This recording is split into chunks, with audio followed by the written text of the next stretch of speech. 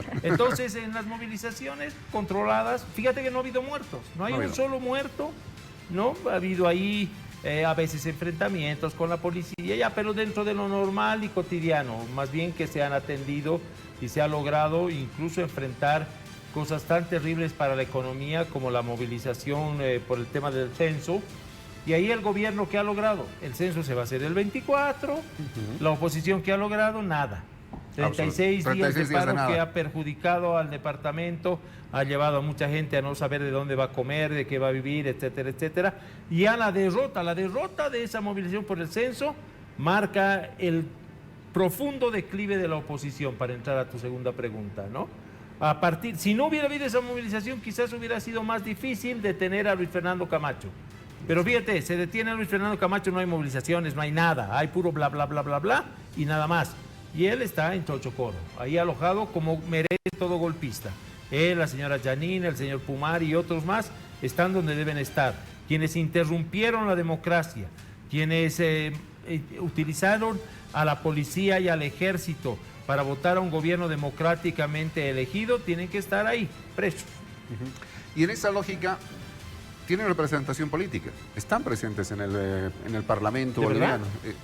Te lo digo, o sea, están ahí, numéricamente son números en la Asamblea. Ah, no, son números sí, cerebros no.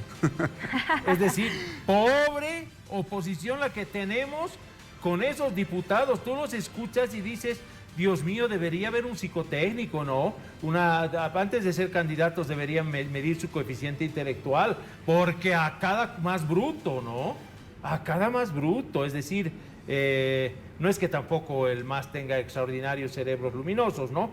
Pero tenemos una oposición pobre, sin ideas, sin compromiso con el país, sin intelectualidad, sin pensamiento, por Dios. Y son 3 años que ellos también están dentro de la Asamblea Legislativa y no se ha visto, yo no he visto proyectos de ley, yo no he visto leyes concretadas de parte del sector político de nuestro país, ¿o sí? No hay nada que resaltar, pero además no hay ideas. O sea, y si tú ves las estadísticas, si tú ves, las encuestas, te darás cuenta que el que más tiene 9% de favorabilidad, que sería Carlos Mesa, digamos, un voto nostálgico, pero frente a lo que obtuvo en las elecciones de hace 3 años es nada. Es decir, tenemos una oposición falta de cerebros y falta de idea. Te toca. iba a ir con algo. No, sí, continúa. Momento de hacer proyecciones. Hemos revisado qué fue lo que pasó, cómo llegó Luis Arce a gobierno, cuáles son sus indicadores dentro del gobierno, hacia dónde debe navegar ahora la nave del Estado con el timón de Luis Arce. Hacia la industrialización, hacia la sustitución de las importaciones, hacia un Estado fuerte que regule la economía, que apoye, por supuesto, al sector privado y lo amplifique. Por ejemplo, lo que se está haciendo con la carne para la exportación hacia la China es muy importante porque Bolivia tiene ahora carne de primera y podemos exportar muchísimo más. Eso mismo debe hacerse para la exportación de la quinoa. Ha comenzado el año internacional de los camélidos y nosotros tenemos la mayor cantidad, el mayor hato ganadero de llamas, por ejemplo, y eso es importante, del mundo, ¿no? El mayor hato ganadero hay que convertirlo entonces en wangs o en dólares. Mejor en wangs. Mejor en wangs. Más confiable, sí. El dólar va a sufrir una fuerte crisis los próximos meses. Eso tiene que ver con el tema económico de la industrialización y demás situaciones. ¿Hacia dónde debe avanzar Bolivia en temas como educación? ¿Qué le tiene que cambiar? ¿Qué le tiene que mejorar? ¿Salud hacia dónde? ¿Cuál es el norte inmediato que tenemos que buscar? Quizás la primera idea, Rolo, es entender que todo lo que hemos hecho hasta ahora ha quedado obsoleto. Todo lo que pensábamos que estaba bien ha quedado obsoleto. Ahora hay que pensar desde cómo vamos a educar a los niños, el tipo de exámenes que les vamos a pedir, el tipo de habilidades que les vamos a pedir. Es decir, imagínate que todavía hay colegios que enseñan logaritmos cuando hay calculadora, y en la calculadora tú puedes simplificar todas las operaciones que quieras, ¿te das cuenta? Hay que enseñar al niño a pensar, a entender la lectura, a entender lo que lea, los conceptos, a que la matemática le sirva para desarrollar su sistema de abstracción. Cada año que recibo alumnos en la universidad, los recibo peor preparados, sobre todo en el uso del lenguaje. Creo que tenemos que ir a algún lado, ¿no? Todavía sí, puede. Sí, dale. Estamos todavía a la espera de retomar la señal. Sí. Ahora sí, ya estamos. Bueno, a esta hora de la mañana vamos a retomar la señal de nuestra periodista Diana Doria Medina. Embajadores también asisten a esta sesión inaugural. Diana, adelante.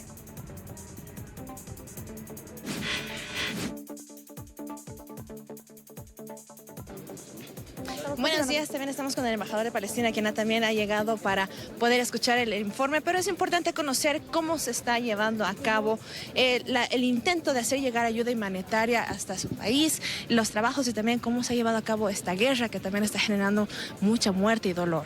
Yo le digo a usted, mira, no es una guerra, es un genocidio contra nuestro pueblo palestino, porque el que están asesinando es a civiles palestinos. Principalmente tenemos más de 4.500 niños palestinos asesinados. Estos niños no son políticos ni saben de política, lamentablemente. Es una política y es un plan estudiado desde el...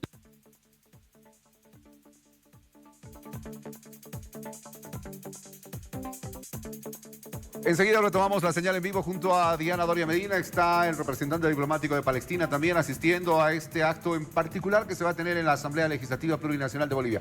Hablábamos varios temas aquí con Jimmy. Nos decía, bueno, todo lo que se ha hecho ya no sirve. Hay que repensar y hay que tener una visión de futuro mucho más amplia de aquí más. Sí, sobre todo apostar en la educación.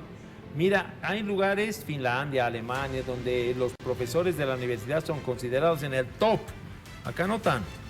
Y lo mismo los de las escuelas, porque forman a los niños, tienen buenos salarios, pero además del salario y muy aparte del salario, son gente que quiere prepararse más, conocer más, y ahí el Estado también tiene que dar las posibilidades. Rolando, nunca antes en el mundo tuvimos tanta información al alcance de la mano, sí, tanta literatura, tantos libros. Yo siempre les cuento a los alumnos, cuando yo estudiaba el año 82, copiaba a máquina los libros. Y repartía entre mis amigos a máquina de escribir, porque había 4 libros para 120 en la biblioteca. Entonces sacábamos, dictábamos y copiábamos y leíamos de lo que habíamos copiado. Hoy tienes fotocopias, tienes PDFs, tienes la cantidad que quieras, la información que quieras en San Google, ¿no? O sea, tienes la posibilidad de conseguir lo que quieras y nunca estuvimos tan desinformados y nunca fuimos tan visitadores del rincón del vago como ahora está pasando. En realidad, la tecnología ha hecho que nos volvamos perezosos del cerebro. No, definitivamente.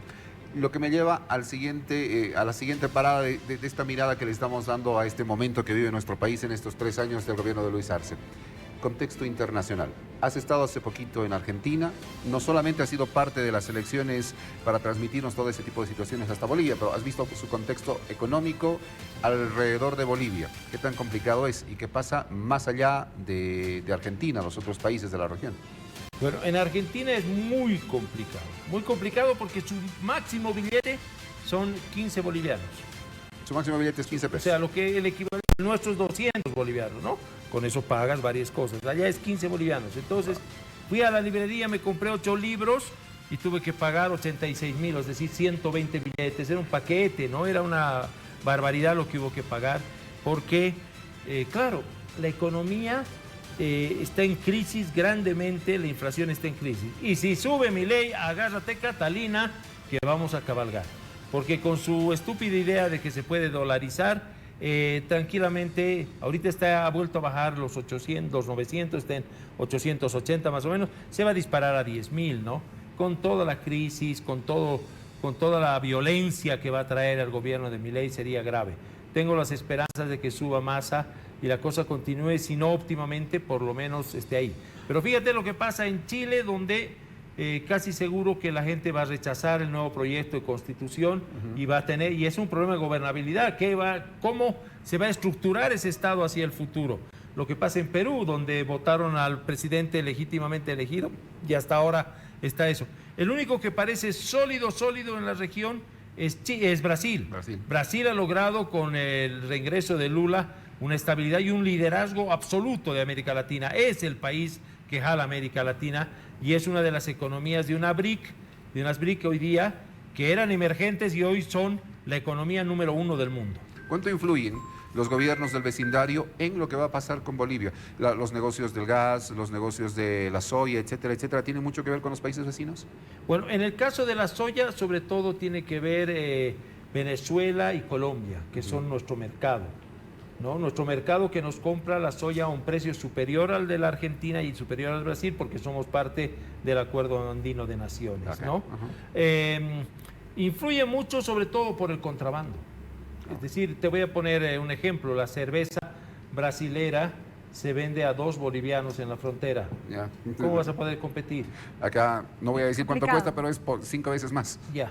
Listo. Ya, así es. Entonces, es complicado porque hay que hacer muchísimo trabajo por eso el contrabando y la gente va a comprar lo que es más barato, listo. Toda la política de compre boliviano y la conciencia de compre boliviano debe desarrollarse. Pero también el contrabando no solamente que ingresa por todas partes, sino que permite que muchos compren algo barato y segundo, permite que mucha gente tenga que vender. O sea, también mueve cierta economía. Exacto. Hay que ver cómo hacemos, pero el apostar por la economía nacional ha permitido esta relativa estabilidad. No es que estemos en auge ni maravillosamente bien. En años muy difíciles para el mundo entero, estamos todavía con la cabeza por encima del agua y eso ya es algo. Como diría mi abuela Roxana, amanece que no es poco. Amanece Bien, que no es Jimmy. poco. Una idea antes de irnos a otra. Ese es el contexto latinoamericano. Sí. El mundo está en guerra. Ucrania, Rusia, tenemos el tema de Palestina ahora. ¿Cómo eso incide con Bolivia? ¿Cómo eso va a afectar nuestro contexto actual? Incide determinantemente porque la plata se está yendo ahí. ¿Sabe lo que Estados Unidos está invirtiendo en esa guerra? Bueno, la guerra con Ucrania ha servido para que vacíen todo lo que tenían en sus basureros de armamento y le manden a Ucrania, que está perdiendo la guerra. Está perdiendo la guerra. Muy bien, porque los rusos han demostrado que tienen más capacidad, más fuerza y más fortaleza. Para Rusia la guerra es un inmenso negocio. Hoy tiene más plata y recibe más plata porque le vende a la China, le vende a la India, etcétera, lo que le vendía a los europeos. Es decir, para Rusia ha sido un gran negocio. Pero también está ardiendo Oriente Medio, donde hay una masacre, no hay otra forma de decir lo que está pasando. Una matanza de niños, de mujeres, de ancianos, indiscriminada. Nunca el mundo vio la cantidad de bombas que están cayendo sobre una ciudad. Nunca. Ni en la Segunda Guerra Mundial, ni en ninguna otra guerra. Lo que está haciendo Israel con los palestinos es una matanza que el mundo debería condenar. Ahora, aquí también, oh sorpresa, Naciones Unidas no puede hacer nada. Exacto. Los están matando y el mundo está mirando azorado, tal vez hasta con una lagrimita, lo que están matando. Ya van más de 10,000 personas, de los cuales la mitad son niños, ¿no? Por Dios. Ahora, fíjate, si tú matas al hermanito, al primo, etcétera, ¿qué crees que va a pasar con esos niños que están viendo lo que está pasando en 20 años? Van a estar en jamas, pues, Claro que sí. porque has matado a su padre, a su madre, etcétera. No, si lo que estás haciendo es sembrar violencia, vas a cosechar tempestades. Claro.